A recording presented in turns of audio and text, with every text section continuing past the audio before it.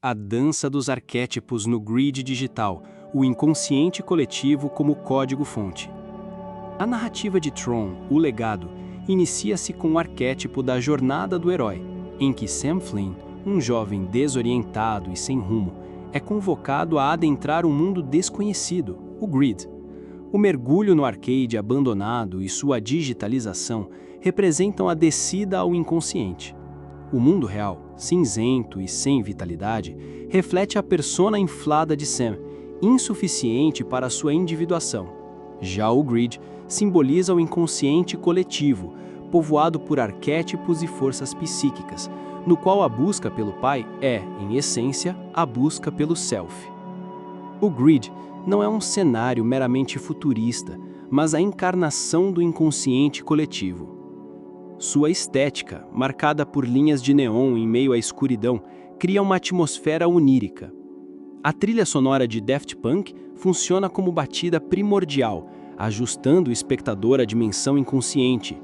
Nesse espaço, manifesta-se a sombra na figura de Clu, criação de Flynn que expressa suas ambições reprimidas, desejo de perfeição, ordem absoluta e rejeição do caos. Os programas do grid representam a persona coletiva. Seus trajes uniformizados, falas rígidas e obediência cega a Clu configuram um arquétipo de submissão. O contraste cromático, o laranja do controle autoritário contra o azul da liberdade, traduz visualmente um embate entre a coletivização da sombra e a consciência individual. Quora encarna o arquétipo do Animus, mas também atua como ponte entre os mundos. Como ISO singular, ela simboliza pura potencialidade. Sua ligação com Sam vai além da orientação. Ela o conecta ao saber paterno e ao processo de integração. O disco de identidade, que carrega memórias e essência, é o emblema da totalidade. Sua curiosidade pelo conhecimento humano indica o desejo do inconsciente de ser incorporado à clássicos. Kevin Flynn figura como criador que perde o controle sobre a própria obra, em paralelo a Prometeu ou Frankenstein. O grid surge como Éden corrompido, não pela intervenção externa, mas pela sombra do próprio criador. A busca pelo portal equivale a mitos de redenção como o cálice sagrado ou a terra prometida. A narrativa é movida pela dinâmica dos arquétipos. As batalhas, como as corridas de light cycles ou os duelos de discos, não são apenas lutas físicas, mas confrontos psíquicos. O disco, símbolo da identidade, torna-se alvo constante. O enredo se sustenta na tensão entre integração e destruição, forçando os personagens a confrontar suas partes radical mais do grid. profundas. Contingências de reforço num estado digital. O regime de Clu materializa um ambiente de controle absoluto. Cada aspecto do grid funciona como estímulo discriminativo. Cores, arquitetura e arenas sinalizam consequências claras. A obediência é reforçada com a sobrevivência, a dissidência punida com a desintegração. Assim, os programas moldam-se por contingências precisas. Para os leais a Clu, símbolos como a cor azul ou a menção a Kevin Flynn funcionam como estímulos que indicam a ausência de reforço ou punição severa.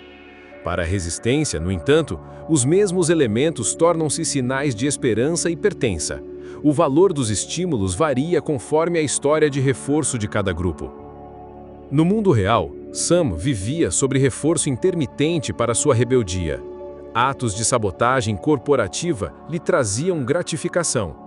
No grid, tais padrões inicialmente se repetem, mas logo são moldados por contingências extremas. A punição é a morte, e a cooperação estratégica garante sobrevivência. O ambiente remodela seu repertório comportamental. Zeus, Castor, exemplifica os efeitos da extinção comportamental.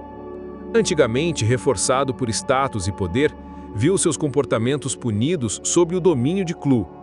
A ausência de reforço prolongado gerou respostas emocionais, como frustração e vingança, que passam a orientar suas ações, demonstrando o impacto da perda de contingências sociedade de estáveis. controle, onde estímulos constantes moldam massas. O paralelo se estabelece com regimes totalitários que utilizam propaganda como reforço de obediência, ou com redes sociais, cujos algoritmos reforçam determinados comportamentos e punem desvios, criando bolhas de reforço e ajustando padrões em larga escala. A vitória contra Clue não ocorre pela força, mas pela manipulação de contingências. Flynn altera os antecedentes ao induzir Sam a recuperar o disco, o que provoca em Clue a resposta previsível de assimilação. A consequência é sua própria destruição. Assim, Flynn organiza uma tríplice contingência que leva a sombra à autodesintegração. Da orfandade à totalidade. Sam inicia como órfão rebelde, moldado pela ausência paterna. Sua descida ao grid inaugura o processo de individuação, confrontando-o não com sua própria sombra, mas com a sombra paterna projetada em Clue. Esse encontro o força a lidar com os aspectos reprimidos do legado de Flynn. Por meio de Cora, Sam é conduzido ao pai não como figura biográfica, mas como self simbólico. O reencontro com Kevin Flynn revela o arquétipo do velho sábio, que reconhece a necessidade de integração da sombra. Esse diálogo fornece a Sam a sabedoria necessária para a travessia. O clímax ocorre no confronto entre criador e criação. Sam facilita o processo ao recuperar o disco, mas é Flynn quem realiza a integração definitiva, absorver Clue de volta a si mesmo. Esse sacrifício representa a aceitação da própria sombra e a dissolução da cisão entre ordem e caos. Ao retornar com Cora, Sam não carrega mais a persona fragmentada. Ele emerge como sujeito integrado, capaz de assumir o comando da Encon com consciência renovada. Sua nova identidade é alinhada ao self, sustentada pela sabedoria herdada. Ao atravessar para o mundo humano, simboliza a concretização do self no plano consciente. O nascer do sol, diante de seu olhar, é metáfora da consciência plena.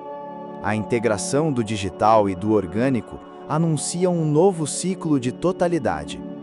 Tron, o legado, denuncia os perigos de projetar a perfeição sem integrar a sombra.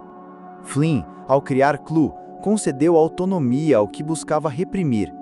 A narrativa confirma a lição junguiana. A sombra não desaparece pela negação, mas pela integração. A perfeição está na aceitação dos opostos que compõem o todo. Quem olha para fora, sonha. Quem olha para dentro, acorda. Carl Gustav Jung. A travessia de Sam pelo grid foi, em última instância, um despertar para a totalidade do ser.